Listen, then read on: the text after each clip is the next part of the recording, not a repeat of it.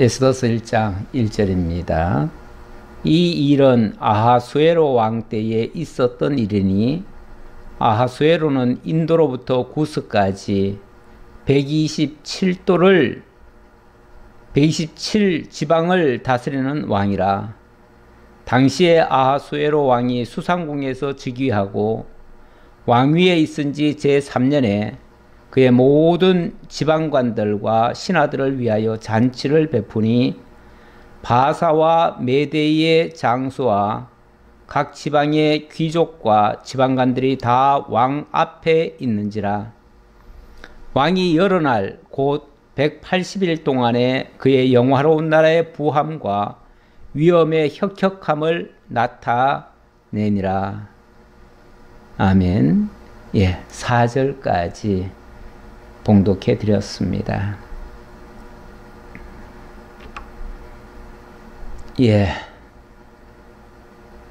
룻기에서부터 에스더서까지는 선민국과 성취 사역인데요. 하나님께서 다윗 왕조를 세우시고 다윗을 통해서 나라를 세우셨죠. 그래서 하나님의 나라 언약이 이루어진 장면이 있습니다. 그런데 그렇게 이루어진 다음에 얼마 가지 못해서 그 나라가 무너지죠.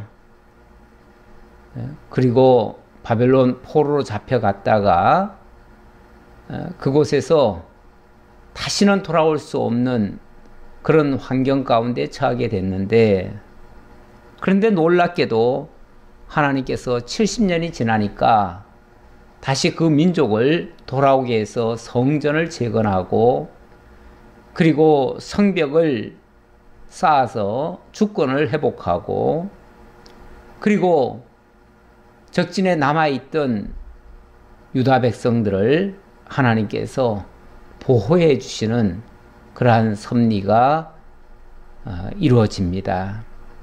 그 장면을 차례대로 증거한 내용이 에스라, 느헤미야, 에스더서의 내용인데요. 에스라는 성전 제사 회복에 초점이 맞춰져 있고 느헤미야는 선민 주권 회복에 초점이 맞춰져 있었습니다. 그리고 에스더서는 적진에 남아있던 이스라엘 민족을 하나님께서 절대로 버리지 아니하시고 그들을 끝까지 지켜주시고 보호해 주시는 그러한 내용이었습니다. 바사 제국에 놀라운 일들이 벌어지게 되어집니다. 상식적으로는 납득이 좀 되지 않고 어떻게 그런 일이 있었을까 싶을 정도로 정말 놀라운 일들이 벌어지게 되는데요. 그 가운데 하나가 왕후였던 와스디가 폐위를 당하는 그런 일이 벌어집니다. 바사 제국의 왕후가 폐위되는 일이 이스라엘 민족과 무슨 상관이 있겠느냐라고 싶지만 세상에 일어나는 일들 가운데 우연히는 없습니다. 그리고 전혀 무관한 것도 없습니다. 과학자들은 그런 얘기를 하더라고요. 옹달샘에 짐승이 와서 물 한 모금을 먹고 가도 온 세계가 움직인다고요. 별거 아닌 이야기 같지만, 그리고 아무도 몰래 일어나는 일 같지만 그 일 때문에 천지가 개벽하는 일이 일어날 수도 있습니다. 그래서 우리는 세상 어느 한 구석에서 일어나는 일도 우연히 일어난다고 보지 않습니다. 우연한 사건이 아니라 하나님의 특별한 어떤 역사를 하시기 위한 준비 작업일 수도 있고요. 그것이 미치는 나비 효과라고 하죠. 그 나비 효과가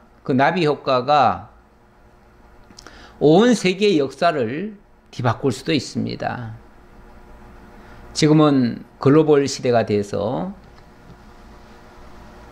미국에서 무슨 일이 하나 벌어지면 그 영향이 곧바로 대한민국에도 미칩니다. 미국과 한국이 얼마나 멀리 떨어져 있습니까? 지구 반대편에 있는데요. 밤과 낮도 다른 그런 먼 곳에 사는 나라에 무슨 작은 일이 하나 벌어졌다고 해가지고 그제 우리나라 주식시장이 마비가 됐었잖아요. 이게 무관한 이야기가 아니다 그 말이에요. 우리 하나님이 세계 어느 한 구석에 무슨 일이 벌어지더라도 그걸 통해서 우리에게도 아주 중요한 역사가 뒤바뀌어질 수도 있는 이런 문제들이 발생하고 있습니다. 그래서 우리는 세상 역사도 그냥 무시하고 넘어가지 않습니다. 어떤 정치인들의 말 한마디도 그냥 무심코 흘려버릴 수가 없습니다. 경우에 따라서는. 우리가 무슨 정치에 관여하고 우리가 정치를 바꾸고 우리가 정치를 하려고 하는 게 아니라 그 모든 일들에 펼쳐지는 것들이 우리와 관계가 있다 그 말이에요. 그리고 더 나아가서는 하나님의 섭리 가운데 있는 일들이다. 하나님의 섭리를 벗어난 일은 없습니다. 다 하나님의 뜻이 있고 하나님의 섭리가 있어요. 지금 바사 제국에 일어나는 어찌 보면 사소한 일입니다.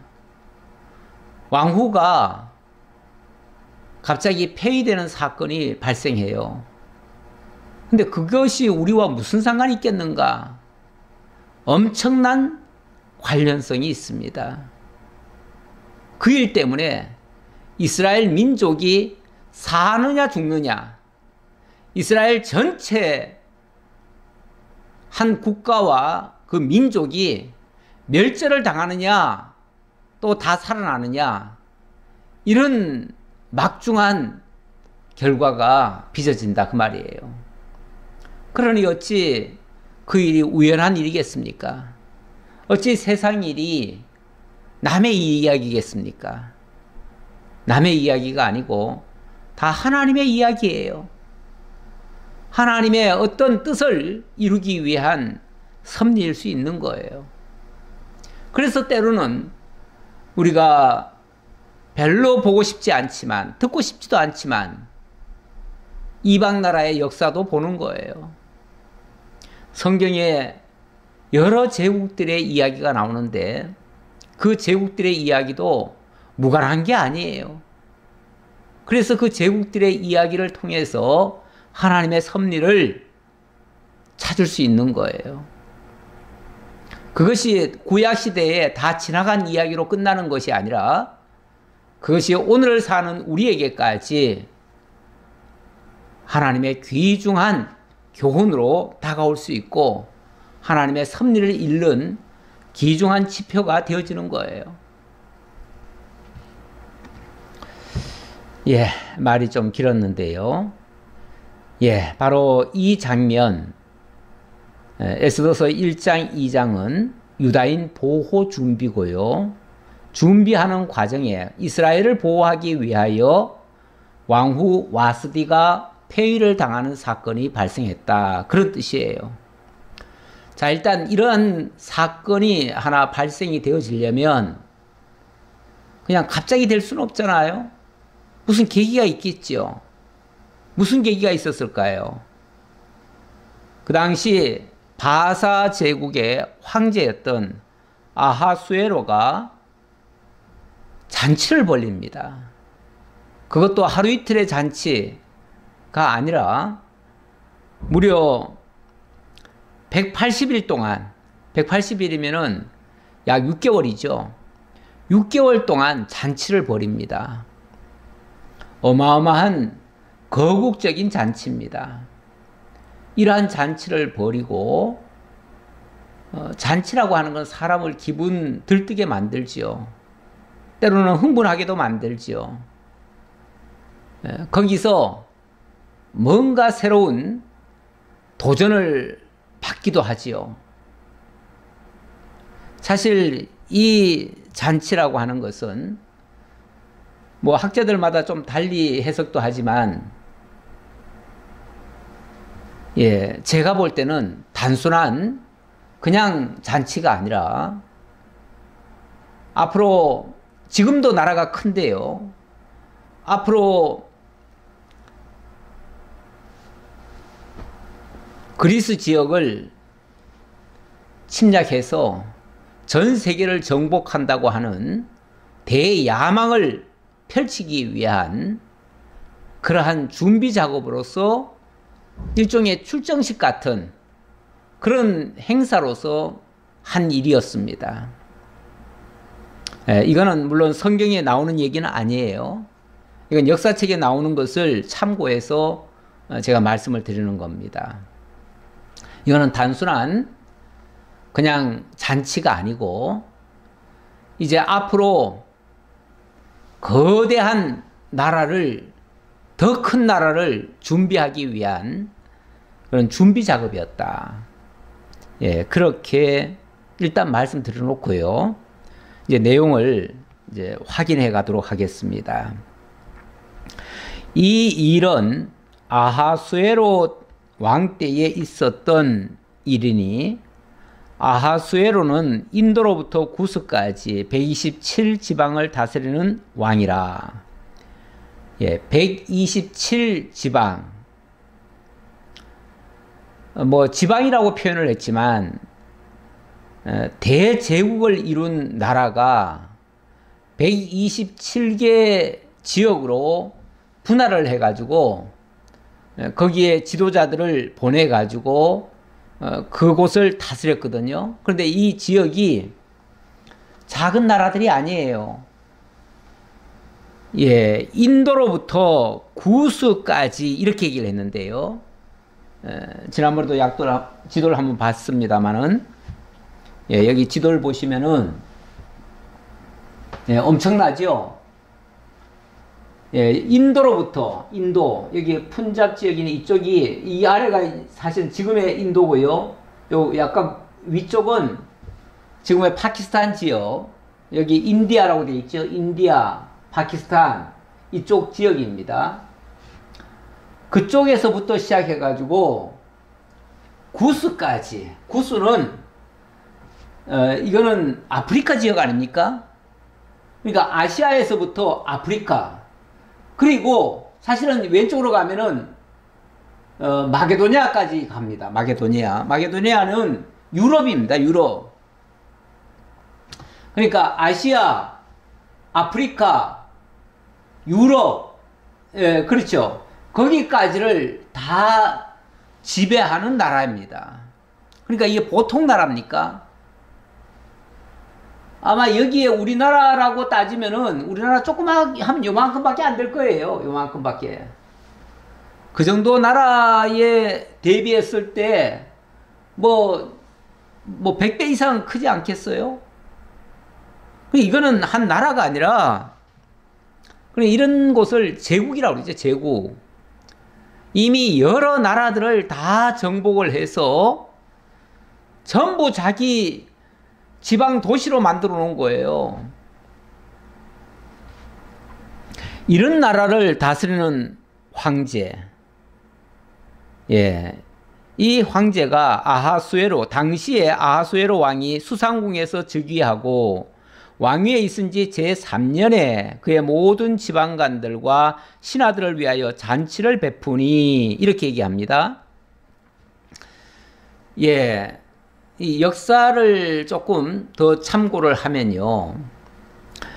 이 당시 아하수에로 왕이 다리오 황제의 아들이거든요. 그런데 이 아하수에로가, 다리오가 죽기 전에 아하수에로에게 당부를 합니다.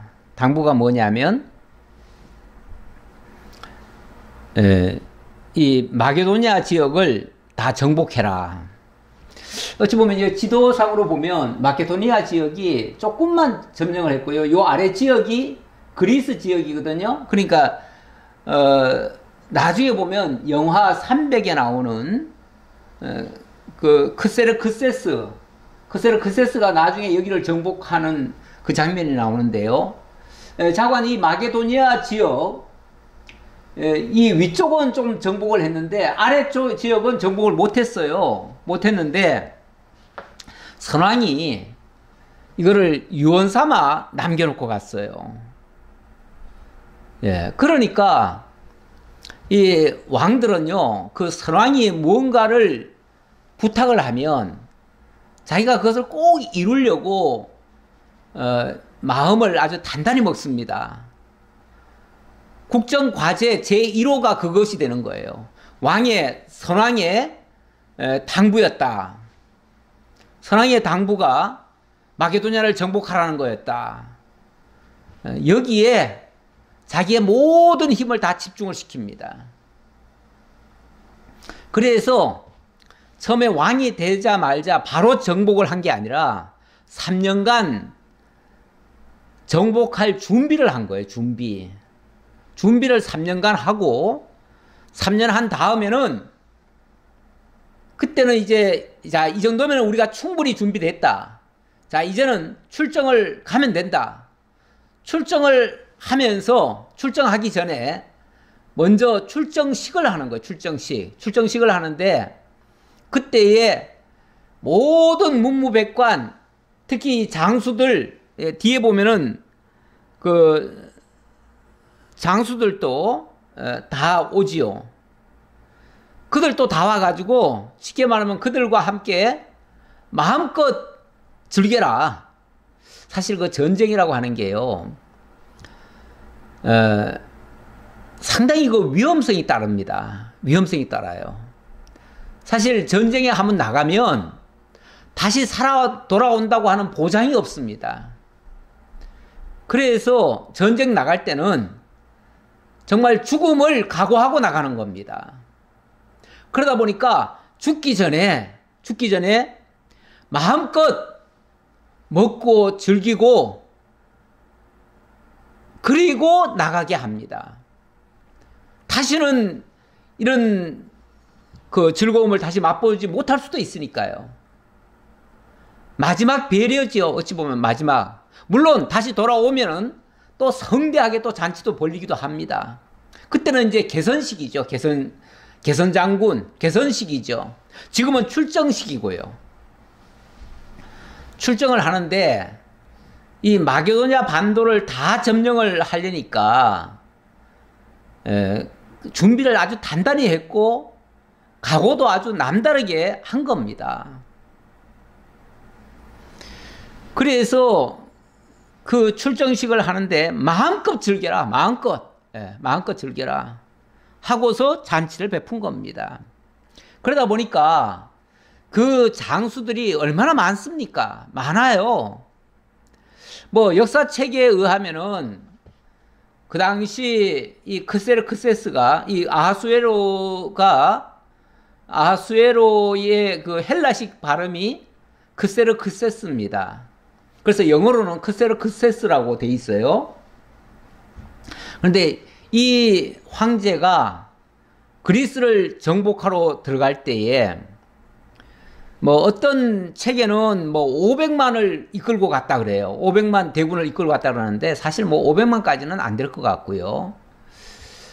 뭐 조금 과장이 붙었더라도 한 100만 대군은 되지 않았겠어요? 예. 어쨌든 총동원력을 내린 겁니다. 예. 이들이 그 무찌를 때 보면은 아주 무자비하게 무찌르잖아요. 그리고 정말 꼼짝달싹 못하게 그렇게 들어가잖아요. 그래서 들어가면서 그렇게 외치죠. 짐은 관대하다. 항복해라. 그 말이죠. 항복하면 너희들 살리고 만약에 항복하지 않으면 다 죽인다. 아주 씨도 다 말려버린다. 막 이런 식으로 공포스럽게 접근을 하지요. 그러면은 웬만하면요. 도저히 뭐 싸움 상대는 안 되니까요. 그래서 싸움 상대가 안 되기 때문에 아예 일찌감치 항복을 하죠. 항복을 하는데 그 영화 300이라고 하는 그 영화에 보면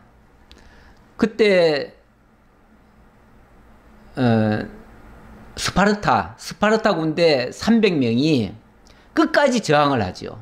끝까지 저항하면서 이 아하수에로하고 전투를 하는데 결국은 그들이 죽습니다. 죽기는 죽지만 그때 이 아하수에로에게도 엄청난 타격을 입힙니다. 그래가지고 나중에 아하수에로가 전쟁에는 이겼지만 결국은 진 거예요. 그 뒤에 돌아와가지고 정말 화병이 생겨가지고 우울증이 걸려가지고 나중에 사람이 반은 미치광이처럼 되는 거죠.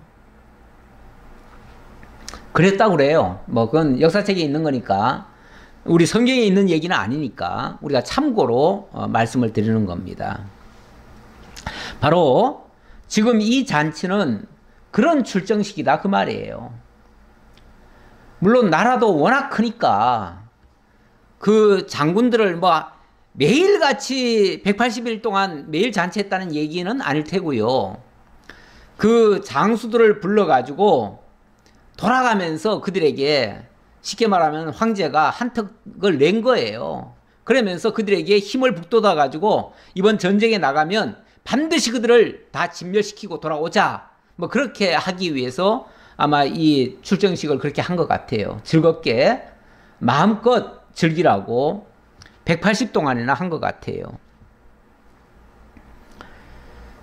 바사와 메대 장수와 각 지방의 귀족과 지방관들이 다 왕 앞에 있는지라 왕이 여러 날 곧 180일 동안에 그의 영화로운 나라의 부함과 위엄의 혁혁함을 나타내니라. 예, 뭐 대단하지요. 대단해요. 이 당시 이 나라가 너무나 커가지고 이 왕궁만 해도 세 군데입니다. 세 군데. 지금은 이 수상궁, 이 수사라고 하는데 여기에서 지금 왕이 다스리고 있어요. 다스리고 있는데 저 북쪽에도 있고요.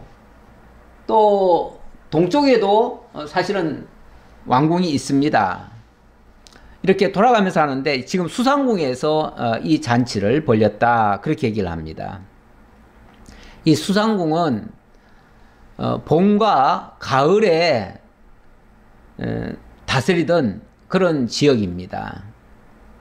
이게 아마 지역마다 가장 좋은 환경에서 이제 다스리기 위해서 아마 왕궁을 3개나 만들어 놓고 돌아가면서 썼던 것 같아요. 이날이 지남에 왕이 또 도성 수산에 있는 귀천간에 백성을 위하여 왕궁 후원뜰에서 7일 동안 잔치를 베풀세. 앞에서는 전부 다 장군들 불러가지고 그 고관 대작들 또는 장군들 불러가지고 출정식으로 그렇게 했고요. 이번에는 이제 그게 끝났어요. 그게 끝나고 나니까 그 저 수상궁에 있는 그 백성들을 좀 아마 좀 안돈시키려고 또 잔치를 또 열었던 것 같아요. 백성들을 위한 잔치죠. 백성들을 위한 잔치에 귀천간의 백성을 위하여 이렇게 얘기하네요. 귀천간이면은 귀한 사람도 오고 천한 사람들까지도 위해서 다 했다는 얘기예요. 그러니까 이 황제가 상당히 배려심이 많은 황제예요. 나중에도 좀 그런 장면이 나오긴 하는데 사람을 막 차별하고 무조건 뭐 무자비하게만 다스리고 이렇게 하지 않은 것 같아요. 예, 그 침략하러 갈 때 마케도니아 침략하러 갈 때 짐은 관대하다 그렇게 외쳤잖아요. 그만큼 자기는 관대하다는 것을 그렇게 보여주려고 애를 썼던 것 같아요. 그러다 보니까 기천간의 백성을 위해서도 7일 동안 또 잔치를 벌이죠. 그때에 백색, 녹색, 청색 휘장을 자색 가는 배줄로 대리석 기둥 은고리에 메고 금과 은으로 만든 걸상을 화반석, 백석, 운모석, 흑석을 깐 땅에 진설하고. 그러니까 그 왕궁 후원 뜰 안인데 그 뜰 안에 그 쉽게 말하면은 그 바닥 있잖아요, 바닥. 지금 같으면 뭐 다 아스팔트 깔았겠죠. 그런데 그때는 최고로 좋은 돌들 있잖아요. 돌들. 그리고 전부 다 걸상이니 뭐 기둥이니 이런 것들 전부 다 대리석이나 또 청색, 자색, 휘장으로 만들어 놓고 또 심지어는 이 땅바닥에 까는 돌까지도 정말 보석으로 깔았다 그 말이에요. 자, 그렇게 진설하고 거기에 금잔으로 마시게 하니 잔의 모양이 각기 다르고 왕이 풍부하였으므로 어주가 한이 없으며 어주가 한이 없다. 먹고 싶은 만큼 마음껏 줘라 그 말이죠. 백성들한테도 그렇게 했다 그 말이에요. 심지어는 천한 백성들한테까지도 그렇게 자비를 베풀었다 그 말이에요. 자기 백성들에 대해서는 아주 굉장히 관대한 왕인 것 같아요. 다 양면의 모습이 다 있죠. 사람들마다 양면의 모습이 다 있어요. 원래 저 바깥에 나가서 굉장히 자비한 사람은요, 집에 와서 폭정을 하는 경우가 있고요. 집에서 굉장히 자상한 사람이 저 밖에 나가서는 남들한테는 아주 무자비하게 그렇게 하는 경우도 있어요. 폭군들 같은 경우가 대부분 보면은 자기 집안에서는 관대합니다. 그러면서 저 밖에 나가서는 남들에게는 무자비하게 대하는 그런 경우도 있을 수 있어요. 가끔 뭐 대통령도 그런 말 하잖아요. 뭐 우리나라 제일주의, 뭐 한때 미국도 그랬잖아요. 뭐 아메리칸 퍼스트 뭐 이러면서 아메리카가 자관 제일이다. 아메리카를 위해서 나는 일한다. 아메리카 위해서 일하기 위하여 다른 나라들은 막 옥죄지요. 다른 나라는 막 압박을 하고 돈을 더 내놓으라고 하고 막 힘들게 만들죠. 자기 나라를 위해서 뭐 그렇게 하는 거 있을 수 있다고 봅니다. 세상은 어차피 밖에 나가서 벌어다가 자식을 먹일 때도 사실은 밖에 그 냉정한 경쟁 체제 속에서 치열하게 싸워야만 가져올 수 있잖아요. 그러니까 싸워서라도 획득해서 가져와서 자녀들을 먹이기 위해서 그렇게 하는 거 이해합니다. 이해하는데 어쨌든 대외적으로는 무자비한 황제인데 국내 안에서는 굉장히 인자한, 백성들을 위해서는 한없이 자애로운 또 그런 모습을 보이는 것 같아가지고 제가 설명을 좀 드려봤습니다. 어쨌든 그 귀천간에 백성들을 위해서도, 그 천한 백성들을 위해서도 어주가 한이 없도록 그렇게 줬다잖아요. 즐겁게 했다는 거예요. 백성들을 위해서는.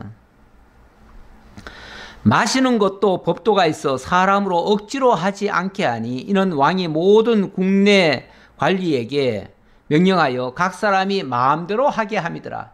각 사람에게 마음대로 하게 했다. 또 억지로 하지 않게 했다. 이것도 정말 대단한 거 아닙니까? 원래 폭군 같은 사람들은요, 뭐든지 자기 생각대로 하려고 하고 남들에게도 자기 뜻을 막 관철시켜 버립니다. 내 명령 따라, 안 따르면 막 죽여버리든지 이렇게 합니다. 그러는데 그래도 이 황제는 자기 백성들한테는 마음대로 하게 했다잖아요. 마음대로 억지로 하지 않게 했다잖아요. 예를 들어서 술을 아까 한없이 그렇게 공급하면서도 먹기 싫다고 하는 사람한테는 억지로 안 권했다는 거예요. 한 예를 들자면 그렇다는 거죠. 사람들의 생각을 존중해 줬다는 거예요. 남들에 대해서는 관대했다는 거예요. 상당히 잘한 것 같아요. 이런 면에서 봐서는 물론 뭐 역사가들은 다 자기들 기준에서 평가를 하기 때문에 악왕이다, 아주 독재했다, 뭐 이렇게도 평가할 수 있겠지만 제가 봤을 때는 자기 민족을 향해서, 자기 백성을 향해서는 잘했다 이렇게도 보여져요. 자오간 이런 황제가 무슨 일을 하게 되냐면 9절에 보니까요, 왕후 와스디도 아하수에로 왕궁에서 여인들을 위하여 잔치를 베푸니라. 이 황제가 이렇게 그 고관 대작들 또는 장수들 불러다가 잔치하고 또 심지어는 천한 백성들까지도 불러가지고 마음껏 먹이고 이렇게 하니까 아마도 왕후도 당연히 나도 그러면은 백성들을 위해서 그렇게 해야 되겠다 해가지고 왕후도 잔치를 열었어요. 물론 왕후니까 여인들을 위해서 잔치를 연 거죠. 당연히 황제는 남자들을 위해서 했을 테고요. 이 왕후는 여인들을 위하여 잔치를 베풀었어요. 그런데 제7일째 되는 날, 어찌 보면 그날이 마지막 날 아닙니까? 잔치 마지막 하이라이트가 되는 날입니다. 오늘 잔치로 이제 모든 잔치는 다 끝나고 이제는 전쟁터에 나갈 일만 남았습니다. 그런데 제7일에 왕이 주흥이 일어나서 어전 넷이 무후망과 비스다와 하르보나와 빅다와 아박다와 세달과 가르가스 7사람을 명령하여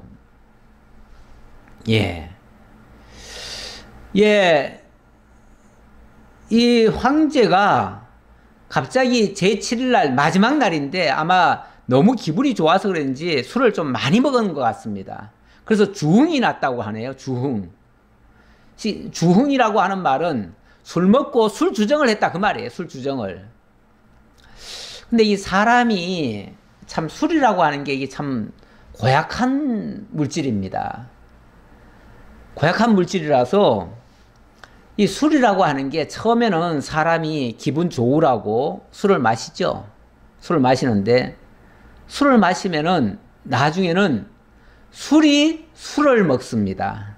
그때는 자기 이성의 통제를 못 받아요. 통제를 뛰어넘어요. 그때는 술이 막 그냥 술을 막 끌어당겨요. 그럼 먹다 보면 나중에는 술이 그 사람을 먹어버려요. 이렇게 되면 완전히 술의 종이 되고 술의 노예가 돼버리는 거죠. 술이 시키는 대로 해요. 이렇게 되면 나중에는 자기 이성은 다 마비돼 버리고 술이 시키는 대로 하는데 술이 시키는 대로 한다는 게 이게 참 고약한 거예요. 여기서 온갖 모든 악행들이 나올 수도 있어요.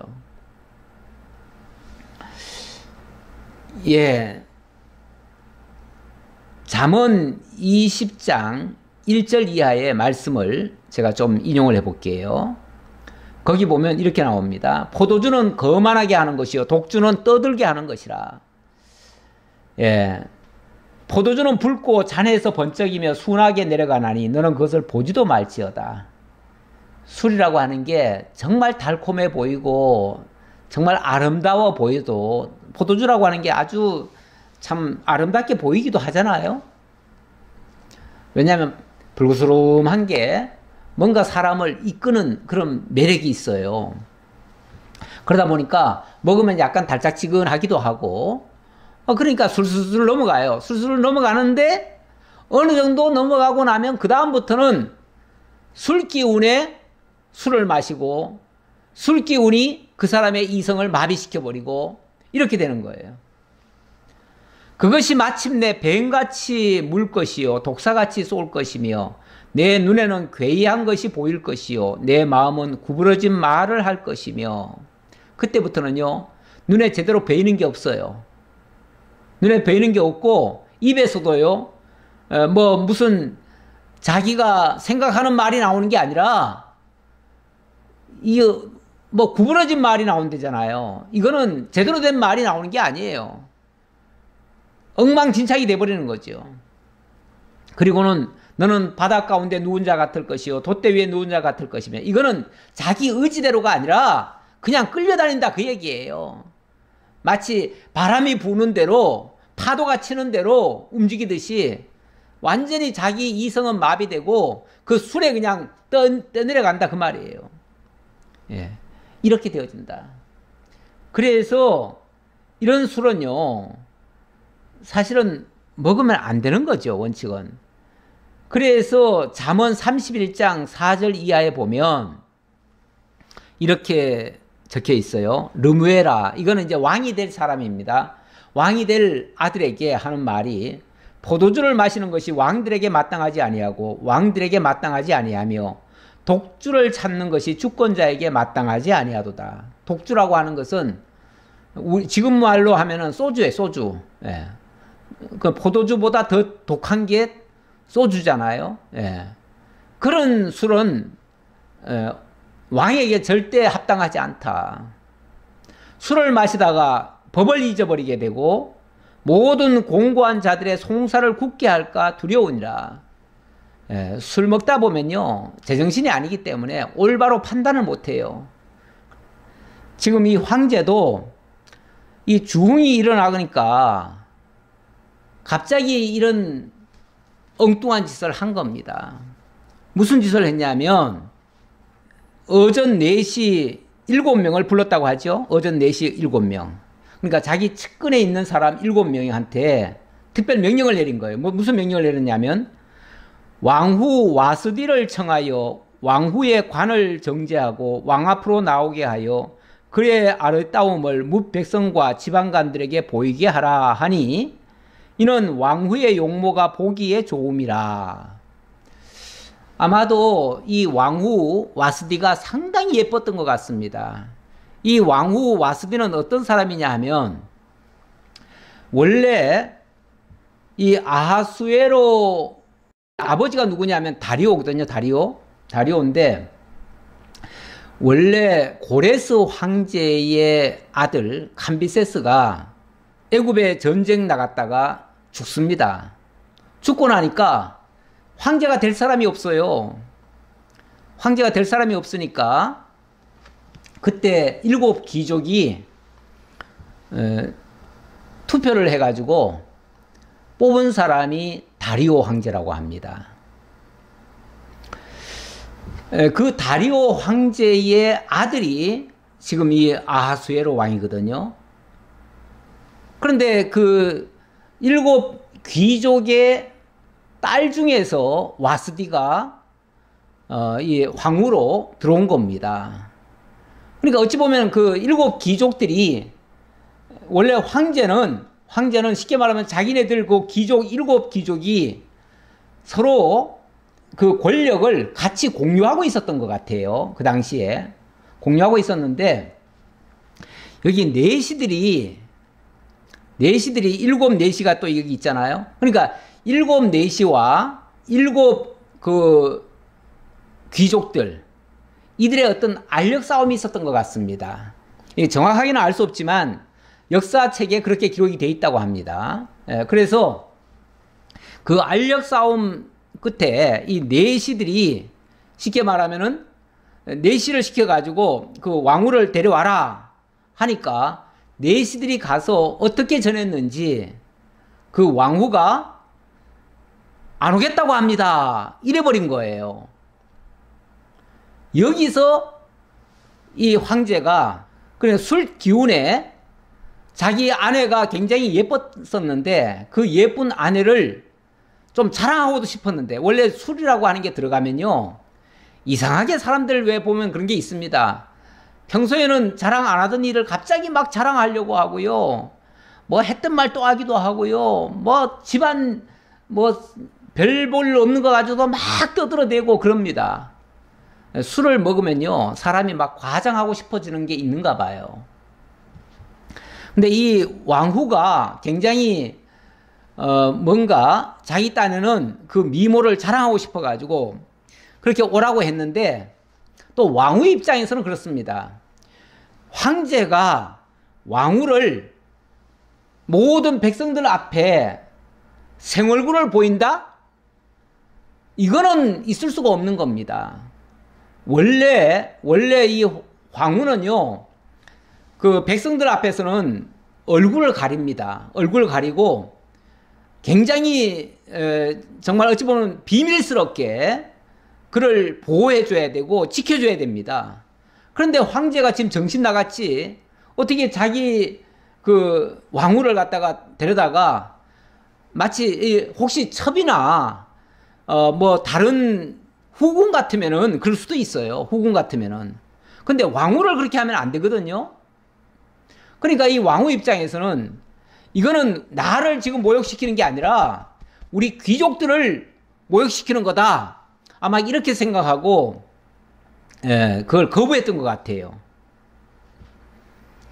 그러나 왕후 와스디는 내시가 전하는 왕명을 따르기를 싫어하니 왕이 진노하여 마음속에 불붙는 듯 하더라. 그러니까 이게 제가 만약에 이게 정치적인 문제가 섞여 있었다면 이 왕후가 귀족들이 와서 만약에 그렇게 하라고 했다면 혹시 말을 들었을지도 모르겠습니다. 왜냐하면 귀족들이 황제의 명을 받들어서 이렇게 오라고 했으면 왔을지 모르겠는데 내시들은 어떻게 보면 정적이거든요. 지금 귀족들과 내시들은 지금 정적이에요. 정적인데 내시들이 와가지고 황제께서 오라고 합니다. 그러니까 내시 말을 쉽게 말하면은 콧방귀도 안 끼고 그냥 무시해버린 거예요. 어디서 건방지게 내시들이 와가지고 나를 오라 가라고 하느냐고. 황제의 명이라고 했지만은 황제가 그렇게 시켰을 일은 만무하다라고 생각했을 것 같아요. 아마 그래서 거부한 것 같아요. 뭐 귀족들 입장인데 귀족의 딸들인데 귀족의 딸이 그렇게 내시들 말 듣고 움직일 리가 없잖아요. 그래서 안 움직인 것 같은데 왕이 사례를 아는 현자들에게 묻되 왕이 규례와 법률을 아는 자에게 묻는 전례가 있는데 자 무슨 문제가 있으면 원래 황제도 무슨 문제가 생기면요 곧바로 뭘 자기 마음대로 하지는 않습니다. 사실은 왜냐하면 국정에 관계되는 일을 할 때에 거기에 모사들이 있지요. 모사들이 있어가지고 그 모사들을 불러가지고 그들과 상의를 해서 뭔가를 합니다. 아무리 화는 났지만 즉흥적으로 하지는 않지요. 그래서 일단은 현자들을 불렀답니다. 불렀더니 그때에 왕에게 가까이 하여 왕의 기색을 살피며 나라의 첫 자리에 앉은 자는 나라의 첫 자리에 앉은 자 소위 말해서 그 7 귀족 중에 한 사람인 것 같아요. 7 귀족 중에 한 사람인 이 사람은 왕의 기색을 살폈대요. 쉽게 말하면은 왕의 비위를 맞춰주는 사람이다 그 말이에요. 왕이 지금 무슨 생각에서 나에게 지금 뭘 물어보는 거지? 그러면 왕의 비위에 맞춰야지. 만약에 왕의 비위를 안 맞추면요. 왕이 열받으면은 그 뭐 묻다가도요. 뭐 만약에 자기 뜻을 관철 안 시키려고 하면 그 사람부터 먼저 죽일 수도 있습니다. 그래서 왕의 그 안색을 살피는 사람은요. 왕의 지금 마음 상태가 어떠한지 왕이 지금 뭘 좋아하는지 뭘 싫어하는지 압니다. 그것부터 살핍니다. 살펴가지고 왕이 만약에 지금 정말 그 왕후한테 엄청나게 진짜 화가 났다고 한다면 그러면 그 비위 맞춰서 얘기할 수밖에 없어요. 첫 자리에 앉은 자는 바사와 메대 7 지방관 곧 가르스나와 세달과 아드마다와 다시스와 메레스와 마르스나와 무무간이라 이렇게 나오죠. 여기 이제 7 귀족이에요. 7 귀족. 7 귀족인데 자 아까는 내시들이 그렇게 했지만은 내시들한테 묻고 일을 처리를 할 수는 없잖아요. 내시들은 어디까지나 왕의 심부름꾼이고 7 귀족들은 모든 대소사를 함께 하는 사람이에요. 그러니까 그 사람들과 상의할 수밖에 없어요. 그래서 그 사람들한테 상의를 했더니 그 사람들이 왕의 눈치부터 본 거예요. 왕의 눈치를 봐가지고 왕이 어떤 쪽으로 지금 답을 원하는지를 먼저 캐치한 거예요. 캐치해서 왕이 원하는 대로 해줍니다. 그래서 어떻게 해주는가? 15절 왕후 와스디가 내시가 전하는 아하수에로 왕의 명령을 따르지 아니하니 규례대로 하면 어떻게 처치할까? 자 이거 어떻게 했으면 좋겠느냐? 규례대로 하자면 어떻게 했으면 좋겠느냐? 라고 물었어요. 그랬더니 무무간이 왕과 지방관 앞에서 대답하여 이르되 왕후 와스디가 왕에게만 잘못했을 뿐 아니라 아하수에로 왕의 지방간의 관리들과 뭇 백성에게도 잘못하였나이다. 이 잘못은 왕에게만 잘못한 게 아니고 왕의 지방간의 관리들한테도 잘못했습니다. 쉽게 말하면 우리 귀족들한테도 이건 잘못한 겁니다. 이렇게 얘기를 했네요. 그러니까 귀족들이 가만히 보니까 왕이 지금 엄청나게 화난 게 맞아요. 그러니까 거기에 비율을 맞춰줘 가지고 같이 그냥 합세해 준 거예요. 합세. 예. 그러면서 이렇게 답을 줍니다.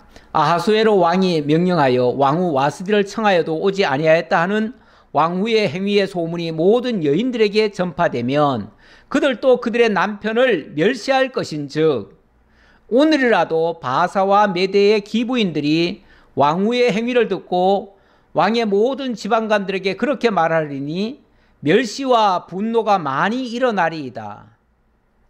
예, 이거는 좀 오바죠. 사실은 오바예요. 오바인데 이번 기회에 지금 왕 얘기를 했고 왕후 얘기를 했지만 이 왕후의 이번 기회를 통해서 자기네들의 권리를 더 확보하려고, 어찌 보면 자기네들의 권리를 더 확보하려고, 그리고 여자들은 꼼짝 못하게 하려고, 아마도 어쩌면 이 와스디의 소위 말해서 와스디가 지금 귀족의 딸들이기는 하지만 뭔가 경우가 분명한 사람 같아요. 경우가 분명하다 보니, 경우 분명한 사람은요, 그 귀족들이 자기네들 마음대로 왕을 주무르려고 하는데, 왕을 내세워놓고 왕을 이용해가지고 뭘 해먹으려고 하는데, 왕후가 옆에서 자꾸 제동을 건 것 같아요. 왕이시여, 그런 거는 옳지 않습니다. 그런 말은 들으시면 안 됩니다. 그러면서 아마도 귀족들의 말을 자꾸만 귀족들이 마음대로 하려고 하는 것들을 못하게 했던 것 같아요. 그러니까 이 귀족들이 이번 기회에 저 황후를 좀 혼내야겠다 싶어가지고 황후의 쉽게 말하면 그 실세, 자기네들이 사실은 실세 노릇을 해야 되거든요. 그렇죠? 예, 여기서 조금 한 가지 더 얘기할게요. 무슨 얘기냐면 이 당시에 그 고레스 황제로부터 정통성을 이어받은 황제는 끝이 났어요. 끝이 났고 다리오는 이 귀족들에 의해서 추대받은 사람 아닙니까? 추대를 받았기 때문에 만약에 이 귀족들의 권세가 그 다리오가 지금 황제로 되어 있지만 다음에는 자기네들이 황제가 될 수도 있다고 생각한 거예요. 그런데 이 황후는 어떻게 생각을 했냐면 이제 황제가 됐으면 아하수에로가 이제 대를 이어서 왕이 돼야 되고 우리가 이제 왕권을 확립을 해야 된다, 이렇게 생각했던 것 같아요. 귀족들의 생각은 자기네들도 다음에는 자기네들이 권력을 차지할 수도 있어야 된다고 생각했는데 이 왕후는 왕권을 강화를 한 거예요. 아하수에로에게 쉽게 말하면 지혜롭게 대답을 해줘가지고 왕권을 강화한 거예요. 그러니까 이 왕권을 강화하는 쪽은 내시들 쪽이 사실은 그 한편이 됐고 이 귀족들은 자기네들 권력을 더 차지하려고 이번 기회에 왕권을 강화하려고 하는 왕후를 제재를 가한 거예요. 이런 정치적인 알력이 있었던 거예요. 거기서 어찌 보면 와스디가 희생을 당하는 겁니다. 희생을. 정치적 희생양이 되는 거예요. 핑계는 이 와스디가 만약에 이런 행동을 한 것이 전국에 알려지면 전국의 모든 부녀들이 남편 말 듣지 않을 거 아닙니까?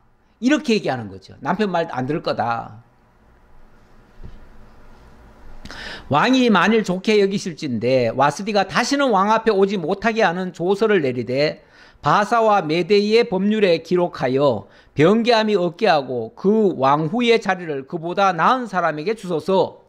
아예 왕후의 자리를 이번 기회에 박탈시키십시오, 그 말이죠.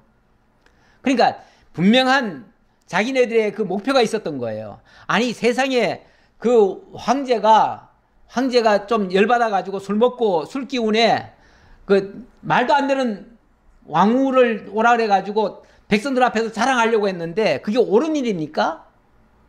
그러면은 황제에게 만약에 옳고 그름을 제대로 분별해서 얘기하려면은 황제요, 황제께서 그렇게 왕후를 마치 사람들한테 무슨 구경거리처럼 그렇게 하는 것은 옳지 않았습니다. 그러니까 이거는 그냥 기분 좋을 때 지금 잔치 때 하는 일이니까 그냥 없던 일로 해주시고 앞으로는 그런 일이 없도록 조심시키십시오. 뭐 그 정도로 했으면 되잖아요. 그렇게 하면 될 걸. 아니 이것 때문에 세상에 그 왕후의 자리를 폐위시켜 버립니까? 이거는 그동안 자기네들의 권력에 이 왕후가 방해를 났기 때문에 거기에 대한 쉽게 말하면 보복을 한 거예요. 보복. 이번 기회에 왕후의 그냥 권리를 박탈시키고 그리고는 자기 말 잘 듣는 자기네들 말 잘 듣는 그런 왕후로 새로 좀 세웁시다. 이렇게 말한 거예요.